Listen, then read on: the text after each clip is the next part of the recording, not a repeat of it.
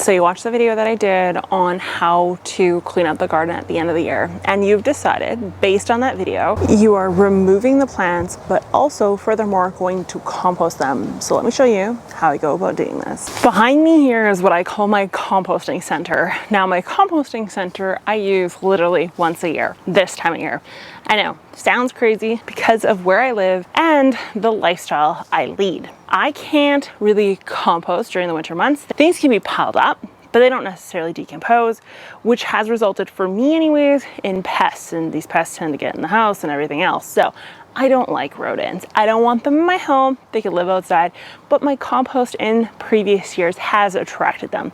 So unfortunately, I have gone away from your classic open bin compost, and I only utilize it in the fall. Now, the other reason why I don't use it throughout the summer is because I don't have much lawn anymore. My front yard used to be a lawn. That is now a giant garden. My backyard has never really had a lawn because my dogs tend to tear it up incredibly quickly. So now it is solid rock. So I don't have large levels of greens coming in till the end of the year. And this is why I call this the Canadian composting method, or the composting method that applies to anyone who has a winter or has sudden influxes of greens, but for the rest of the year pretty much has next to nothing. So step one is collecting all the greens. So what I classically like to do is go through one bed, gather everything out of that bed, and then throw it into the compost. From there, I take my leaves, and now these will actually be the leaves from last fall. They are incredibly dry and fully browned, and I will literally layer them. Green layer first, and then the brown layer next. I make them equal thickness, equal density across the entire scope. From there, I will water down the pile, and I will go to the next bed. Remove all the foliage that I'm going to put into the compost from there, make a layer, and then add the browns back on. Now my leaf bin that I keep beside my compost, I will put the leaves from this year into. So I have leaves all over the yard right now. Some will be used for leaf mold, which can be used as a potting soil or a way to retain moisture on top of regular bed soil. And then I will also utilize these leaves as brown material for next year. Now, after you've completed this and you've watered the pile in, what you want to do is monitor that pile. See how warm it gets, see how moist it remains.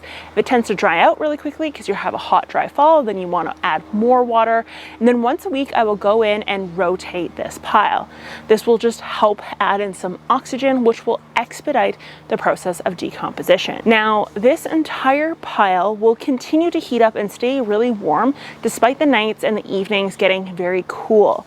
And you will notice that your compost will likely be steaming sometime in the fall, early winter months, because it's still going to be warm enough that it's going to continue to decompose. Another thing I like to do is, as I'm processing foods, so corn, for example, or tomatoes, or potatoes, or beets, you name it, I like to put all the additional debris from that into this compost behind me as well, following the same protocol as I would with anything else. You can help expedite the decomposition process by using things like lactobacillus or compost accelerator.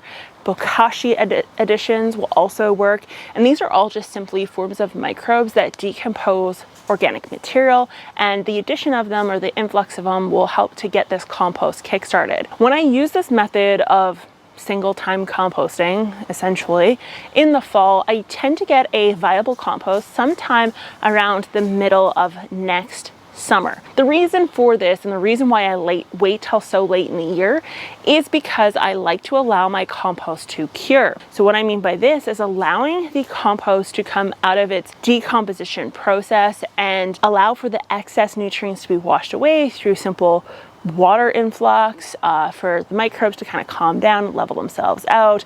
This will give the compost time to be beneficial in your garden. If you've ever added compost and noticed really funny growth in your plants, or stunted germination, or stunted seedlings, it's likely because you didn't cure the compost, meaning you didn't allow it to gas off the heavy levels of nutrients that may be present, and or allow things to cool down and calm down later in the year. So if you were to use this right in the spring, which you could, you may run into some issues. I do agree with curing whenever possible. Now, one thing I wouldn't do with this one-time compost is actually adding the new leaves that just freshly fell to the ground. These aren't the best brown material. When I'm speaking of brown material, I would prefer to use the leaves from last year, which is why I encourage you to collect the leaves from this year and put them into a bin that allows for lots of airflow and that sort of thing. But ultimately, I hope this video helped you guys out. If it did, be sure to give it a thumbs up, hit that subscribe button, and I will talk to you guys next time. Bye.